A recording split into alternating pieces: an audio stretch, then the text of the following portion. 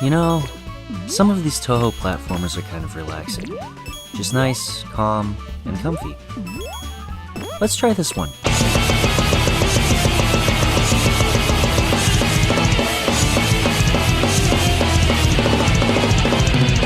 Yeah, that's not fair. Let's go back a bit. Tenjou no Tempest, or Tempest of the Heavens and Earth, is an action platformer developed by Lionheart and stars everyone's favorite celestial, Tenshi Hinanai, and it's fun.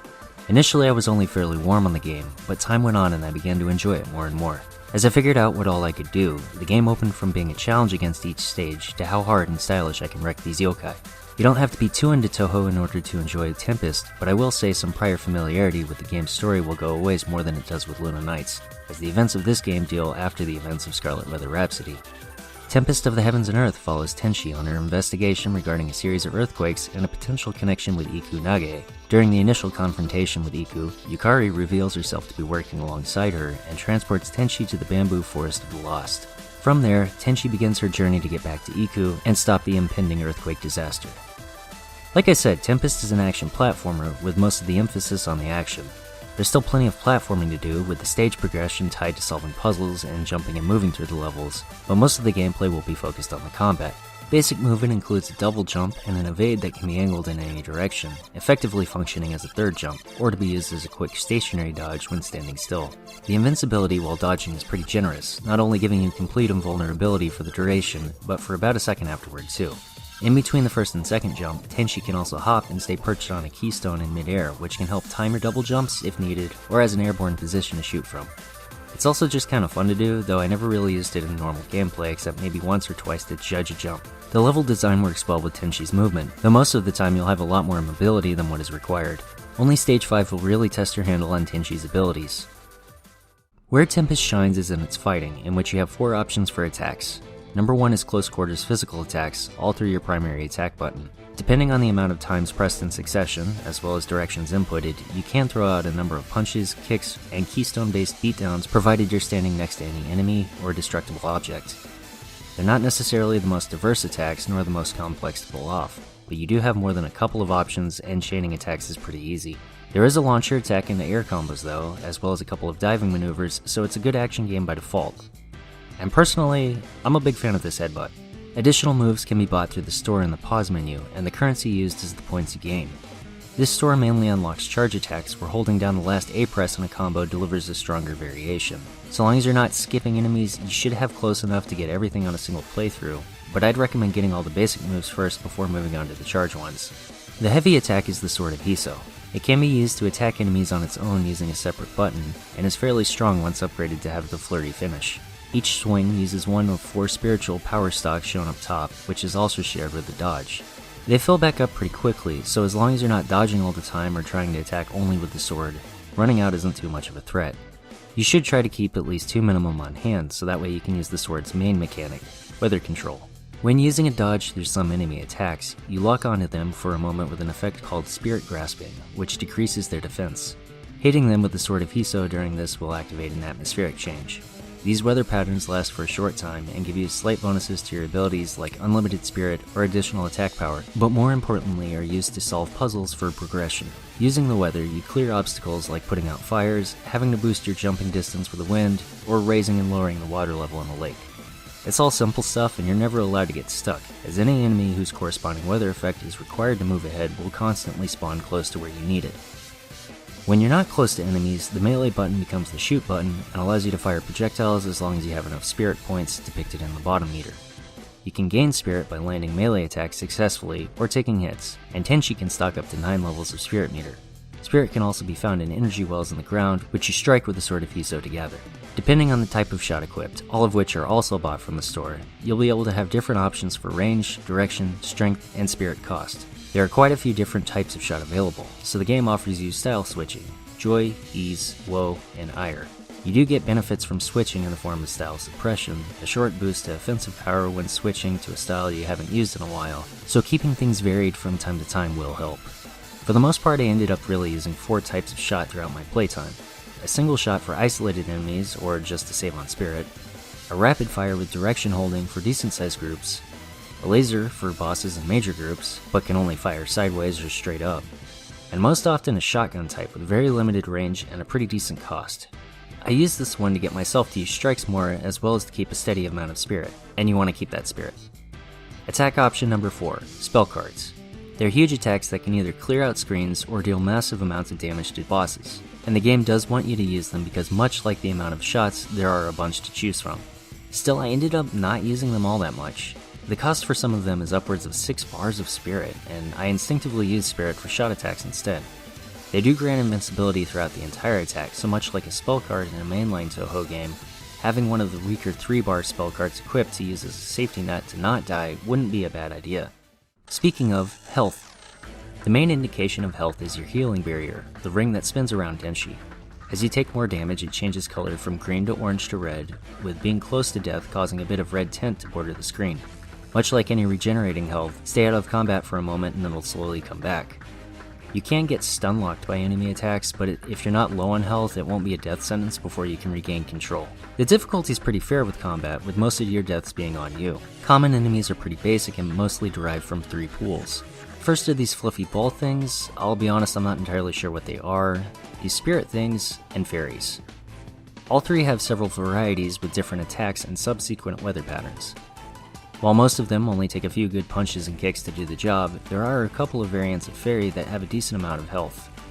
Aside from those, there are a couple of stage-specific minor enemies, such as Oni in the Underworld, UFOs in the Game Trail, and rabbits in the Bamboo Forest of the Lost. These have quite a bit more health than any of the others, and are usually pretty fun to fight. Just remember to Spirit Grasp and you'll be more than okay.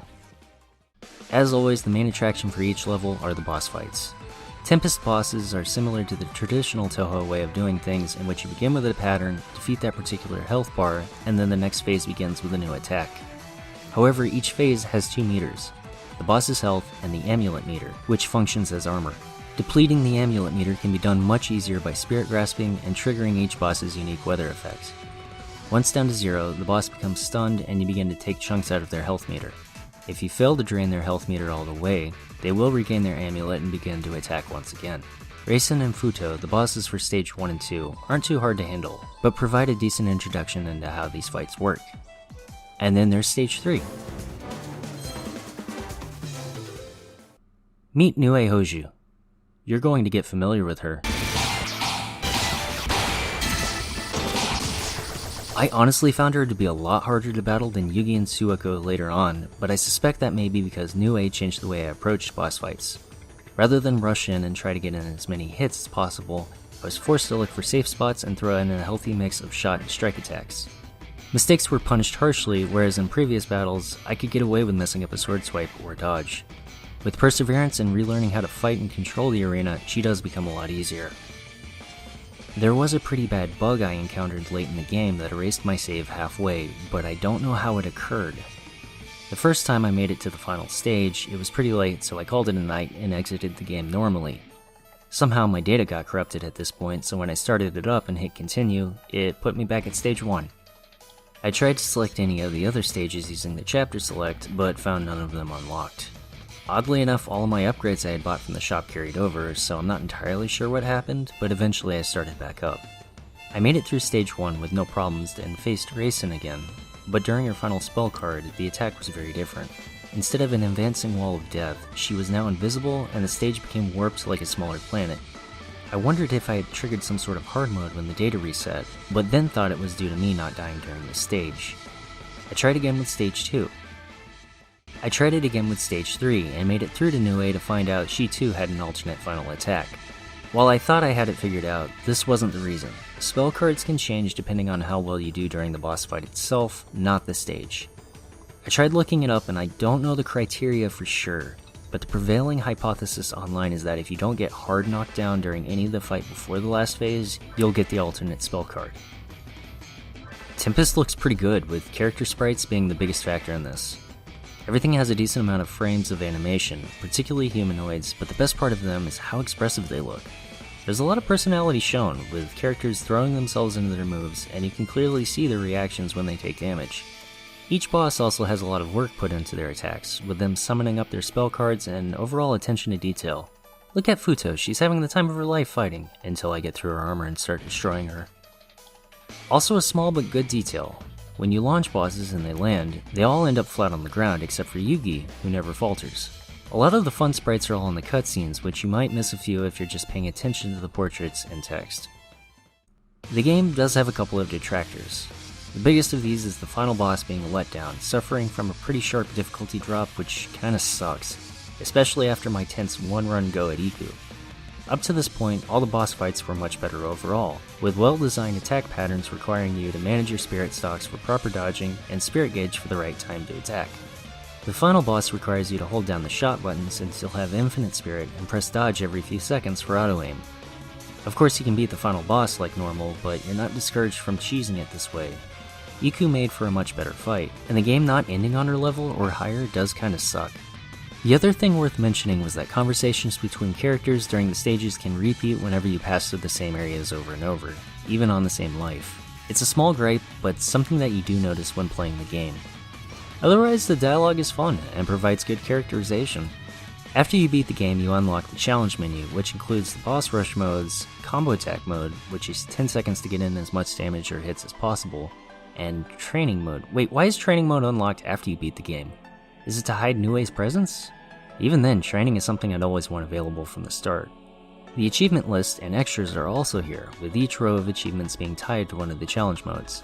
Achievements can be unlocked at any time, but you'll only get the listed requirements for each adjacent one to an already unlocked achievement. So far the unlocked extras are just pieces of concept art, so I didn't go for all of them. I recommend Tempest of the Heavens and Earth at 2 levels. Touhou fans that haven't gotten around to play it will get more out of this, but if you're looking for a nice short action game to mess around with, you'll likely enjoy it as well. Out of all the fan games I've played so far, it remains one of the more memorable ones. It's a flashy, fast experience, and I hope that another Touhou fan game can be made in the spirit and style of this one. Thank you for watching.